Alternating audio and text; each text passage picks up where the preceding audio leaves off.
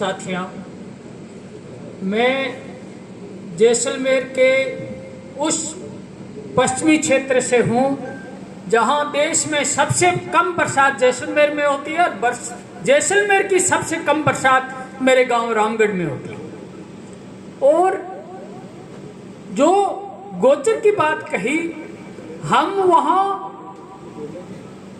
कई पीढ़ियों से निवास कर रहे हैं और लगातार हम गोपालक रहे। गोपालक हमारे जीवन का आधार रहा। और जो हमारी बस्तियां हैं, सन 1990 तक जब नहर आई, इससे पहले हमारे गांव बसते थे। उसमें ये एक धारणा बनती थी कि गांव में पालर पानी भी हो, गांव में रेजवानी पानी भी हो और गांव में पाताली पानी भी हो। ये तीनों पानी हो तो गांव संपन्न बनेंगे। और फिर आज भी जो ओरण टीम और हम साथी इस काम में लगे हुए हैं, ओरण को, गोचर को, तालाब को, नाडा को, अपने इन सबको दर्ज कराएं, क्योंकि जैसलमेर रियासत का कोई जमीन संबंधी लिखित राजस्व रिकॉर्ड नहीं था। तो फिर समाज की एक नीति थी, उस नीति के तहत गोचर भूमि में एक जगह स्थायी आबादी भी नहीं करते थे। आज जब अमीन आए, जब उन्होंने रिकॉर्ड में शमशान भूमि तो दर्ज है, जल स्रोत कुआं दर्ज है, यदि बेरी कहीं है तो वो दर्ज है, पर आबादी कहीं भी दर्ज नहीं है। हमारे पूर्वज उस धरा में उस गोचर को इतना महत्व देते थे कि कहीं छोटा सा वनस्पति भी हमारे कारण नष्ट न हो जाए, इतनी बड़ी वो ध्यान रखते थे।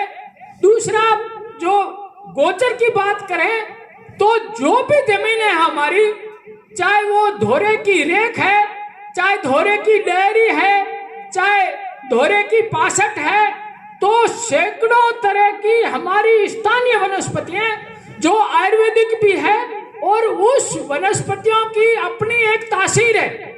हमारी जमीन की अपनी एक तासीर है और जिसकी तासीर से जिसका मेल होता है तो वो वनस्पति वहाँ पक्षी जगत से, इंसान से, पशु से, हवा से, पानी से वहाँ जाके अपने आप अपनी जगह बनाती है और वहाँ फूलती है। मैं सभी साथियों को ये कहना चाहूँगा कि हम अपनी तरफ से जो बीज वहाँ प्रतिष्ठापित कर रहे हैं तो उससे पहले हम उसकी जमीन की तासीर को जरूर समझें। जमीन भी क्षारीय है तो वनस्पति क्षारीय भूमि को वापस उपयोगी कैसे बनाए, तो उसके लिए लौना है, लोहा है, ओइंड है, ये वनस्पति उगाती है ताकि जमीन फिर अपने आप में सुधरने लग जाए।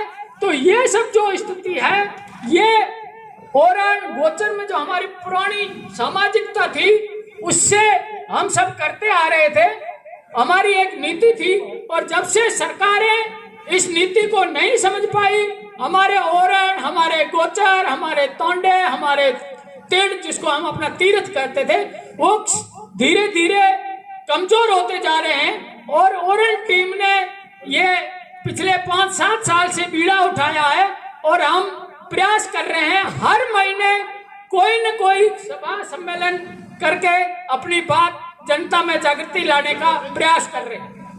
आप क्या प्रयास करो, आप कैसे ये बेरी के जो झाड़ी है इकट्ठी करके निगरा, फिर आप देश को रोकते हो, फिर खरीद पड़ता है, फिर पानी रुकता है, वो बताओ ना। मेरा ये अनुरोध है कि जो जिस तरीके से अपने अपने क्षेत्र में लगे हुए हैं वो आप अपना स्वयं का अनुभव और प्रयास और क्या परिणाम रहा तो वो स्वयं आप अपने बताओ, क्योंकि अलग अलग जगह लगे वो किसी को पता नहीं है। तो यहाँ इस माध्यम से पूरे प्रदेश को जानकारी मिलेगी कि आप किस क्षेत्र में क्या आपका अनुभव रहा, क्या परिणाम रहा, तो उससे सारों को लाभ मिलेगा। तो वो अपना सारा तरीका बताएं। कम से जैसे मैंने जमीन का बताया कि जमीन में पौधा अपनी तासीर के अनुसार होता है, तो भूजल में जो जहाँ की जमीन की जैसी तासीर होती है वैसा वो जल में अपने तत्व है, तो पूर्वजों ने जल में जीवन खोजा और उसकी तासीर अनुसार ये सब बनाया। जैसे हवा चलती है तो हवा के साथ रेत उड़ती है, तो रेत को रोक करके उसको धनुषाकार आकृति दे करके बरसात को रोका गया और उसमें रेजवानी पानी में सैकड़ों वहां बेरिए तैयार हुई है, पाताली कुएं हमने वापिस तैयार किए हैं और जैविक उत्पादन खड़ीन में बिना किसी प्रकार का सिंचाई किए हुए फसलें हम ले रहे हैं। जी नमस्कार। ये वास्तव में बहुत प्रेरणादायक है। हम यूं ही हिम्मत हार लेते हैं, मन हार जाता है। इन्होंने जैसा किया है चतर सिंह जी जाम ने, क्या है कि आपने देखा होगा जो मगरा क्षेत्र है जहां कंकरीली है, चाहे वो कोटा में है, चाहे और कई जगह है, आप पानी के बहाव को एक जगह रोकने का इन्होंने तरीका बताया कि पहले बेरी के जो कांटे हैं वो इकट्ठे किए, उसके साथ में आंधी हवा के साथ रेत रुकती रही, फिर अगले साल और बढ़े, अगले साल और, तो पूरा एक खड़ीन बंदा बन गया। और मैंने देखा यहाँ सारा भाप फलोदी आगे जैसलमेर तक जहां बंदे बने हैं सरकारी योजनाओं से अपने अपने खेत में, आपको कहीं भी पौधा रोपण करने की जरूरत ही नहीं है। वो खेजड़ी का बीज अपने आप आता है, वहां रुक जाता है, उसको पानी मिलता है, सिंचाई की तरीके से सेम मिल जाती है और सैकड़ों की तादाद में खेजड़ी है जो स्थानीय प्रजाति है। तो ये बिना खर्चे का अपना सारी अर्थव्यवस्था जो बुजुर्गों ने समाज को दी थी, शून्य खर्च आधारित अर्थव्यवस्था जिसमें खर्चा नहीं लगे बार बार, तो ये एक बहुत अच्छा प्रयास है, एक अच्छा अनुभव है।